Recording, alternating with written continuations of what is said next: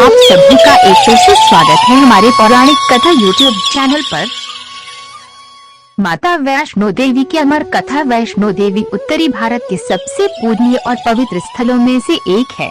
ये मंदिर पहाड़ पर स्थित होने के कारण अपनी भव्यता व सुंदरता के कारण भी प्रसिद्ध है। वैष्णो देवी भी ऐसे ही स्थानों में एक है जिसे माता का निवास स्थान माना जाता है। मंदिर 5200 फीट की ऊंचाई और कटरा से लगभग 14 किलोमीटर की दूरी पर स्थित है। हर साल लाखों तीर्थयात्री मंदिर के दर्शन करते हैं। ये भारत में तिरुमला वेंकटेश्वर मंदिर के बाद दूसरा सर्वाधिक देखा जाने वाला धार्मिक तीर्थ स्थल है।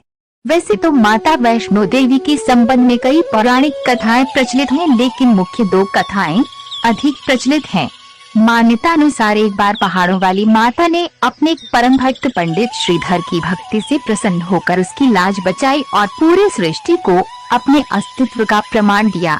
वर्तमान कटरा कस्बे से 2 किलोमीटर की दूरी पर स्थित हंसाली गांव में मां वैष्णवी के परम भक्त श्रीधर रहते थे। वह निसंतान होने से दुखी रहते थे। एक दिन उन्होंने नवरात्रि पूजन के लिए कुंवारी कन्याओं को बुलवाया। मां वैष्णो कन्या वेश में उन्हीं के बीच आ बैठी। पूजन के बाद सभी कन्याएं तो चली गई, पर मां वैष्णो देवी वहीं रहीं और श्रीधर से बोली, सबको अपने घर भंडारे का निमंत्रण दे आओ। श्रीधर ने उस दिव्य कन्या की बात मान ली और आसपास के गांवों में भंडारे का संदेश पहुंचा दिया। वहां से लौटकर आते समय गुरुवार गोरखनाथ व उनके शिष्य बाबा भैरवनाथ जी के साथ उनके दूसरे शिष्यों को भी भोजन का निमंत्रण दिया। भोजन का निमंत्रण पाकर सभी गांववासी अचंभित थे कि वो कौन सी कन्या है जो इतने सारे लोगों को भोजन करवाना चाहती है। इसके बाद श्रीधर के घर में अनेक गांववासी आकर भोजन के लिए एकत्रित हुए। तब कन्या रूपी मां वैष्णो देवी ने एक विचित्र पात्र से सभी को भोजन परोसना शुरू किया। भोजन परोसते हुए जब वो कन्या भैरवनाथ के पास गई, तब उसने कहा कि मैं तो खीर पूरी की जगह मांस भक्षण और मदिरापान करूंगा। तब कन्या रूपी मां ने उसे समझाया कि यह ब्राह्मण के यहाँ का भोजन है, इसमें मांसाहार नहीं किया जाता। किंतु भैरवनाथ ने जानबूझकर अपनी बात पर अड़ा रहा। जब भैरवनाथ ने उस कन्या को पकड़ना चाहा, तब मां ने उसके कपट को जान लिया। मां ने वायु रूप में बदलकर त्रिकूट पर्वत की ओर उड़ चली। भैरवनाथ भी उनके पीछे गया। माना जाता है कि मां की रक्षा के लिए पवन पुत्र हनुमान भी थे। मान्यता के अनुसार उस वक्त भी हनुमान जी माता की रक्षा के लिए उनके साथ ही थे। हनुमान जी को प्यास लगने पर माता ने उनके आग्रह पर धनुष से पहाड़ पर बाण चलाकर एक जलधारा निकाला और उस जल में अपने केश धोए।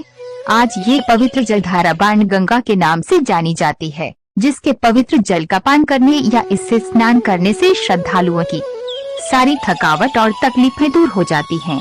इस दौरान माता ने एक गुफा में प्रवेश कर 9 माह तक तपस्या की। भैरवनाथ भी उनके पीछे वहां तक आ गया। तब एक साधु ने भैरवनाथ से कहा कि तू जिसे कन्या समझ रहा है वह आदिशक्ति जगदम्बा है, इसलिए उस महाशक्ति का पीछा छोड़ दे। भैरवनाथ साधु की बात नहीं मानी। तब माता गुफा की दूसरी ओर से मार्ग बनाकर बाहर निकल गई। ये गुफा आज भी अर्धकुमारी या आदि कुमारी या गर्भाजून के नाम से प्रसिद्ध है। अर्धकुंवारी के पहले माता की चरण पादुका भी है। ये वे स्थान है जहां माता ने भागते भागते मुड़कर भैरवनाथ को देखा था। गुफा से बाहर निकलकर कन्या ने देवी का रूप धारण किया। माता ने भैरवनाथ को चेताया और वापस जाने को कहा, फिर भी वह नहीं माना। माता गुफा के भीतर चली गई। तब माता की रक्षा के लिए हनुमान जी ने गुफा के बाहर भैरव से युद्ध किया। भैरव ने फिर भी हार नहीं मानी। जब वीर हनुमान में ढाल होने लगे, तब माता वैष्णवी ने महाकाली का रूप लेकर भैरवनाथ का संहार कर दिया। भैरवनाथ का सिर कटकर भवन से 8 किमी दूर त्रिकूट पर्वत की भैरव घाटी में गिरा। उस स्थान को भैरवनाथ के मंदिर के नाम से जाना जाता है।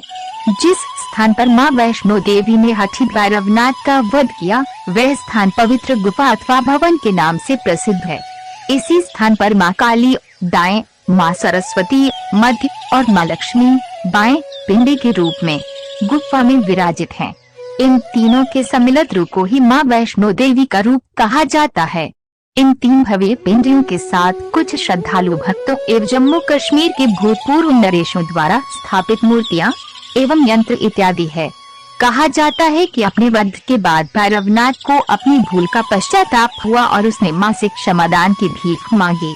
माता वैष्णो देवी जानती थी है कि उन पर हमला करने के पीछे भैरव की प्रमुख मंशा मोक्ष प्राप्त करने की थी। उन्होंने न केवल भैरव को पुनर्जन्म के चक्र से मुक्ति प्रदान की, बल्कि उसे वरदान देते हुए कहा कि मेरे दर्शन तब तक पूरे नहीं माने जाएंगे जब तक कोई भक्त मेरे बाद तुम्हारे दर्शन नहीं करेगा। उसी मान्यता के अनुसार आज भी भक्त माता वैष्णो देवी के दर्शन करने के बाद 8 किलोमीटर की खड़ी चढ़ाई चढ़कर भैरवनाथ के दर्शन करने को जाते हैं। इस बीच वैष्णो देवी ने 3 पिंड सिर सहित एक चट्टान का आकार ग्रहण किया और सदा के लिए ध्यान मग्न होगी। इस बीच पंडित श्रीधर अधीर हो गए। वे त्रिकुटा पर्वत की ओर उसी रास्ते आगे बढ़े जो उन्होंने सपने में देखा था। अंततः वे गुफा के द्वार पर पहुँचे। उन्होंने कई विधियों से पिंडों की पूजा को अपनी दिनचर्या बना ली। देवी उनकी पूजा से प्रसन्न हुई। वे उनके सामने प्रकट हुई और उन्हें आशीर्वाद दिया। तब से श्रीधर और उनके वंशज देवी माँ वैष्णो देवी की पूजा करते। समस्त व्रत कथाओं को सुनने के लिए आज ही हमारा चैनल सब्सक्राइब करें और हमारे नई व्रत कथा का नोटिफिकेशन पाने के लिए बेल आइकन दबाना न भूलें।